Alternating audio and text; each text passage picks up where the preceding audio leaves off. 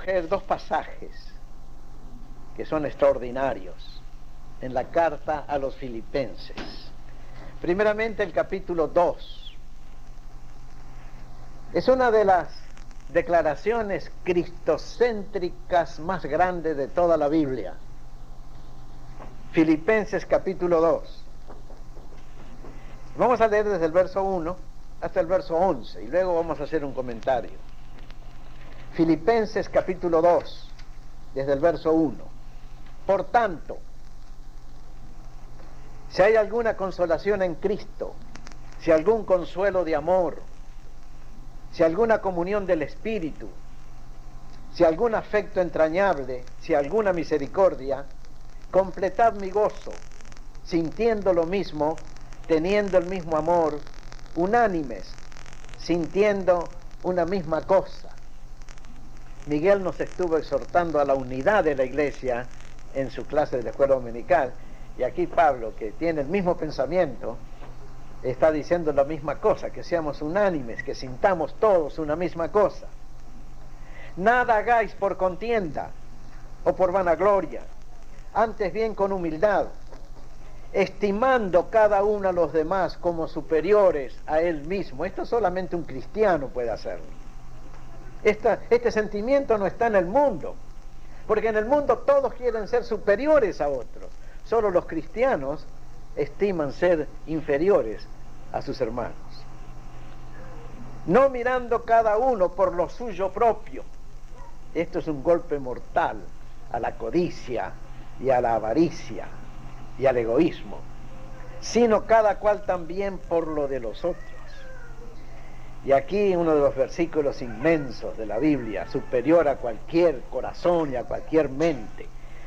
Haya pues en vosotros este sentir que hubo también en Cristo Jesús. La religión es esencialmente problema de sentimiento, más que de pensamiento. Y en el Evangelio de Cristo todo debe ser sentimiento. Pensamiento también, inteligencia también. Pero en la religión verdadera, la religión de Cristo, las ceremonias huecas y vacías nada tienen que ver. Es el sentimiento lo que vale. Haya pues en vosotros este sentir que también hubo en Cristo Jesús, el cual, siendo en forma de Dios, no estimó el ser igual a Dios como cosa a la cual aferrarse, sino que se despojó a sí mismo, tomando forma de siervo, hecho semejante a los hombres, y estando en la condición como hombre, se humilló a sí mismo, haciéndose obediente hasta la muerte, y muerte de cruz, por lo cual Dios también le exaltó hasta lo sumo, y le dio un nombre que es sobre todo nombre, para que en el nombre de Jesús se doble toda rodilla de los que están en los cielos, en la tierra y debajo de la tierra, y toda lengua confiese que Jesucristo es el Señor, para gloria de Dios Padre. Lo que más me impresiona a mí es la exhortación de Pablo: haya en vosotros este mismo sentir que hubo en Cristo. Quiere decir de que nosotros los creyentes, todo lo malo y defectuosos que somos, podemos tener los mismos sentimientos de Jesucristo. Nuestro corazón puede latir y palpitar junto al suyo, nuestra alma ser idéntica a la suya, nuestra mente ser como era la de Él. Y en 1 Corintios Pablo dice que tenemos la mente de Cristo. Y enseguida hace esta declaración cristocéntrica, una revelación doctrinal acerca de Jesucristo. Siendo igual a Dios, siendo Dios mismo, no se quedó en el cielo como Dios, sino que bajó a la tierra y se hizo hombre. ¡Qué declaración doctrinal más inmensa, monumental! Y todavía hallado en la condición de hombre, Él no se hizo rey, Él no se hizo capitán de gentes, Él no se hizo jefe de un partido político, Él no se hizo millonario, Él no se hizo general de ejércitos. Hallado en la condición de hombre, de Dios bajó a ser hombre, hallado en la condición de hombre se hizo siervo. siervo de Dios, siervo de nosotros. Y todavía obediente hasta la muerte, y la muerte de cruz, que era la peor muerte que podía imaginar un judío. Morir en una cruz de maldición, porque la ley de Moisés dice: maldito cualquiera que es crucificado. Y todavía Jesús descendió más, descendió al mismo sepulcro. Él, que era el autor de la vida, el dueño del universo, desciende a un pesebre, vive en una aldea, predica 3 años, muere en una cruz y todavía conoce la negrura, la tiniebla del sepulcro, porque Él vino a buscarnos.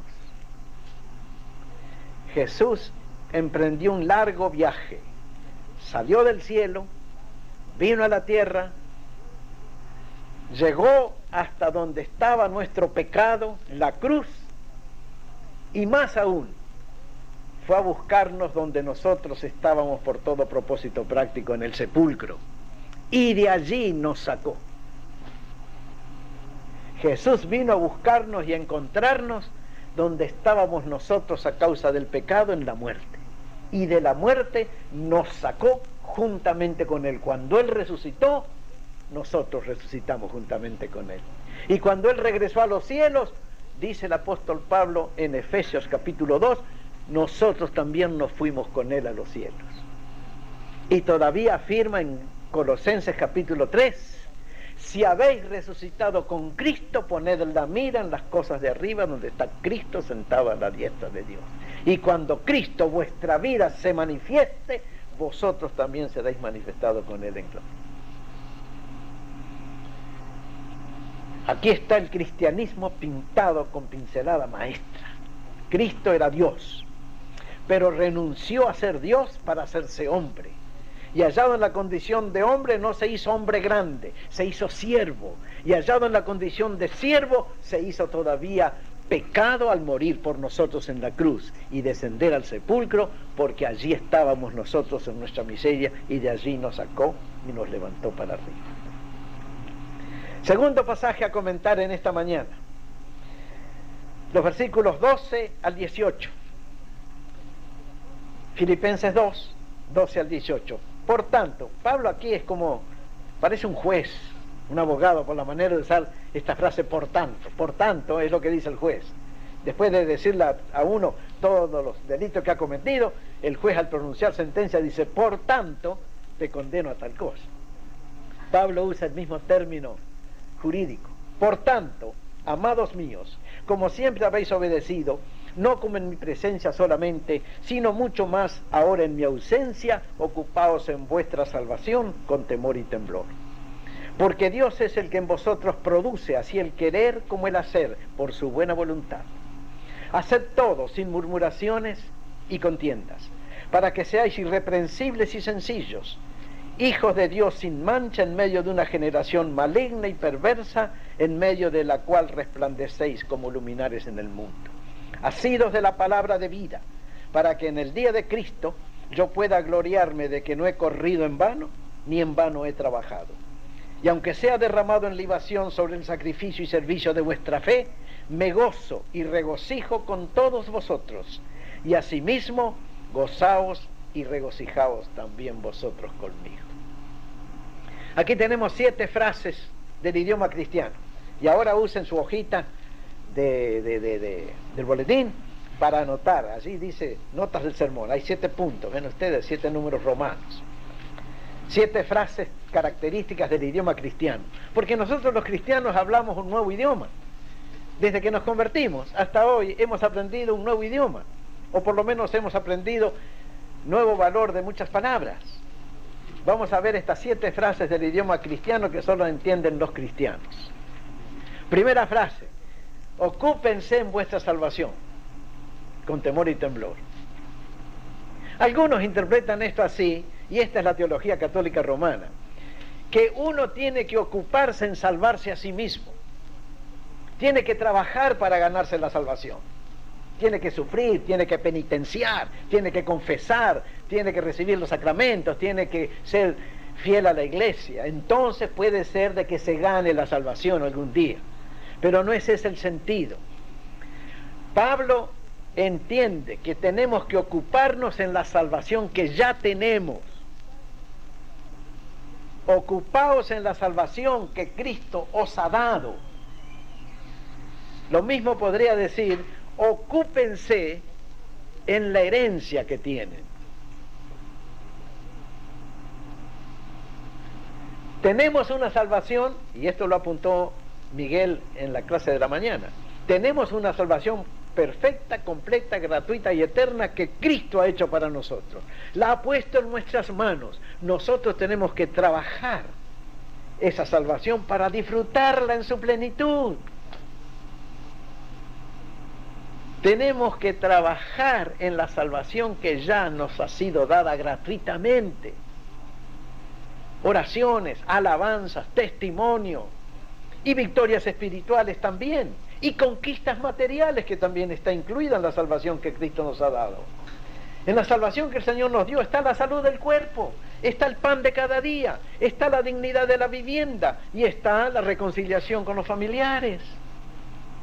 Ocúpense ustedes en la salvación que Cristo ya les ha dado y se las ha puesto perfecta y enterita en las manos. Segunda frase, y esta lo entiende también el buen cristiano, está en el verso 13, porque Dios es el que en vosotros produce el querer y el hacer. Dios es el que toma la iniciativa en la vida cristiana. Si nosotros lo dejamos a Dios, Dios obra todo en nosotros, pone en nosotros los sentimientos y pone en nosotros la voluntad. Y aún nos prepara las obras que vamos a hacer en honor de Él.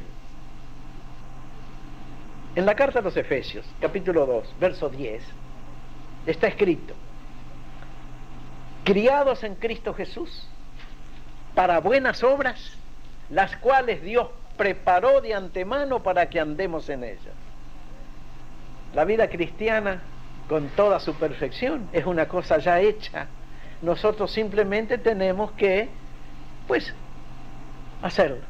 Ya hecha, nosotros la ponemos en práctica.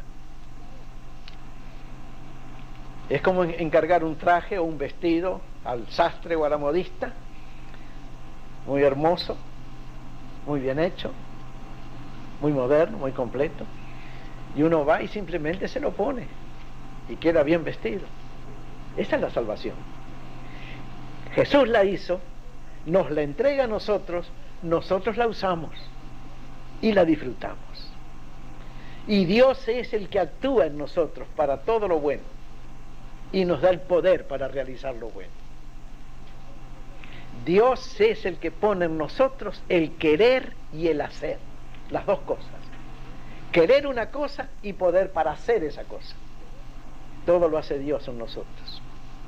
Cristo actuando dentro de nosotros nos ayuda a ser cristianos.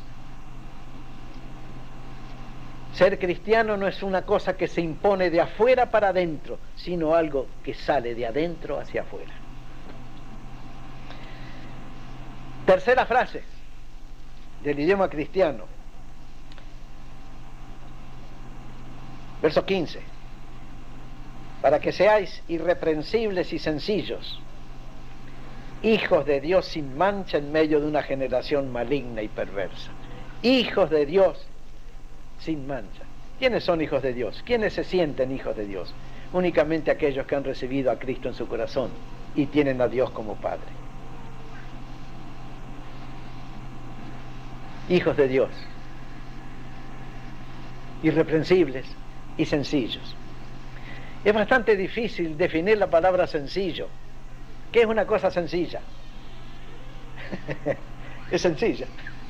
Una cosa sencilla es una cosa sencilla, sin artificio, sin adornos excesivos, sin pompas mundanas. Una cosa sencilla es una cosa sencilla. Una comida sencilla es una comida de pan y agua. Una flor sencilla es una florecita del campo, de una corola y 4 pétalos. Un vestido sencillo de una señora es un vestido sencillo, sin muchos adornos. Y los cristianos tenemos que ser sencillos, sin mucho artificio, sin mucho lujo inútil, sin mucha vanidad, sin mucha ostentación, sencillos, como hijos de Dios. Mientras vivamos en este mundo tenemos que vivir como hijos de Dios, irreprensibles y sencillos. Cuando partamos a la eternidad vamos a recibir una herencia fenomenal, maravillosa, perfecta. Cuarta frase: luminares en el mundo. En la clase de la escuela dominical estuvimos leyendo el pasaje de 1 Tesalonicenses 5, de que somos hijos de luz, no somos hijos de las tinieblas, somos hijos de la luz. Aquí Pablo dice, ustedes los cristianos resplandecen como luminares en el mundo, como faros. Tenemos que ser luz del mundo, como dijo Jesús. Vosotros sois la luz del mundo. Una luz, cuando se enciende, no se pone debajo de la mesa, sino se pone alto en el candelero para que alumbre toda la casa. Nosotros los cristianos tenemos que ser sal de la tierra y luz de este mundo. Tenemos que ser ayuda para un mundo que está desesperado, que está agobiado de miserias pasionales. Luminares en el mundo, faros luminosos. Hombres y mujeres que llevan un poquitito de cariño, de amor, de compasión a un mundo que carece de esas cosas. Me gustan mucho las cosas que escribió la hermana Elvira, que están allí, en cuanto al perdón y en cuanto a acción de gracias. Cuántas cosas tenemos los cristianos que agradecer a Dios y que podemos ser en este mundo. Así que la cuarta frase es, seamos luminares en este mundo. Que donde quiera que vayamos, donde quiera que estemos, donde quiera que vivamos, echemos un poquito de luz en las tinieblas de las demás personas. Quinta cosa. Quinta, bueno. Asidos de la palabra de vida. Verso 16. Asidos de la palabra de vida. Agarrados a la Biblia. Agarrados al Evangelio. Agarrados a las promesas de Cristo. Agarrados, bien agarrados de lo que Dios ha dicho, de las eternas verdades de Dios, porque esa es la única cosa que nos da seguridad en medio de las tribulaciones de la vida. Es la experiencia general de los cristianos en todos los tiempos, que toda vez que han sufrido tremendos dolores o malestares, enfermedades, desgracias, accidentes, guerras, y se han afirmado en la palabra de Dios, han recibido consuelo y han recibido fortaleza. Y muchos han salido del lecho de la muerte casi agarrándose de una promesa bíblica. Y así tenemos que vivir los cristianos, siempre agarrados a la palabra de Dios. En mi corazón he guardado tus dichos, dijo el salmista, para no pecar contra ti. Esa es la quinta cosa. Agarrados de la palabra de vida, sin soltarla y sin que ella nos suelte a nosotros. Después de todo, nosotros los cristianos somos la gente de la Biblia. Somos el pueblo de la palabra de Dios. Somos el pueblo del Evangelio. Hemos creído a la palabra de Cristo. Esa palabra nos trajo salvación y tenemos que vivir asidos de esa palabra, que Pablo llama la palabra de vida. Sexta cosa, el día de Cristo. El día de Cristo. Otra vez menciona Pablo el día de Cristo. Asidos de la palabra de vida para que en el día de Cristo yo pueda gloriarme de que no he corrido en vano, ni en vano he trabajado. El día de Cristo es ese día final marcado por Dios cuando Cristo va a regresar al mundo, para recompensar a todos los que son fieles a Él y para castigar a todos los incrédulos. En el Antiguo Testamento se le llamaba el día de Jehová. En el Nuevo Testamento es el día de Dios o el día de Cristo, o el día del juicio. Y en ambos testamentos se le llama también el día de la ira, el día en que Dios, pues, con dolor de su corazón tendrá que castigar a los rebeldes y a los incrédulos. Para Pablo, que escribe estas cartas, el día de Cristo es el día de su segunda venida. Y en su segunda venida Cristo viene con recompensas y galardones para los siervos fieles y con castigo eterno para los incrédulos y rebeldes. Y Pablo espera que los filipenses en el día de Cristo sean una de sus cartas de triunfo para que Cristo le dé a él una corona de vida. De todos modos, Pablo siempre tiene presente el día de Cristo, que no sabemos cuándo vendrá. Esto se señaló también en la mañana. No sabemos cuándo va a venir Cristo. Si va a venir en esta tarde o va a venir dentro de 25 años. Nadie lo sabe. El día y la hora nadie lo sabe. El cristiano debe esperar a Cristo porque lo ama y nada más.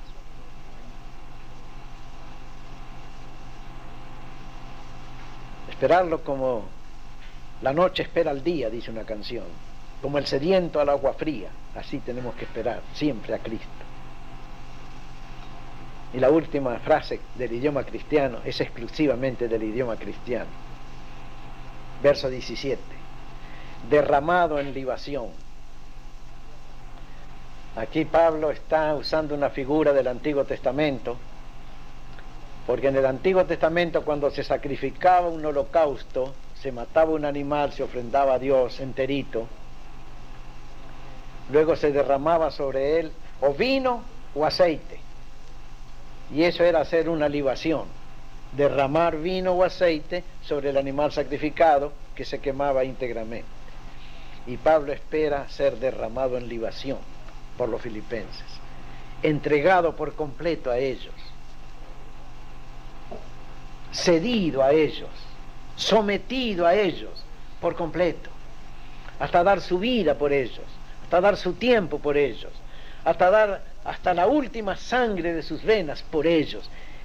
Eso es ser derramado en libación, en servicio amoroso a la gente. Solamente un cristiano puede hablar así. Nadie tiene espíritu de sacrificio en este mundo, solamente los cristianos tienen espíritu de sacrificio, porque nosotros los cristianos somos el fruto de un sacrificio. Somos el resultado del sacrificio de Cristo. Somos el efecto de la muerte de Jesús. Jesús murió para que nosotros tengamos vida. Él fue la primera espiga que se siembra para que surjan luego muchas otras espigas.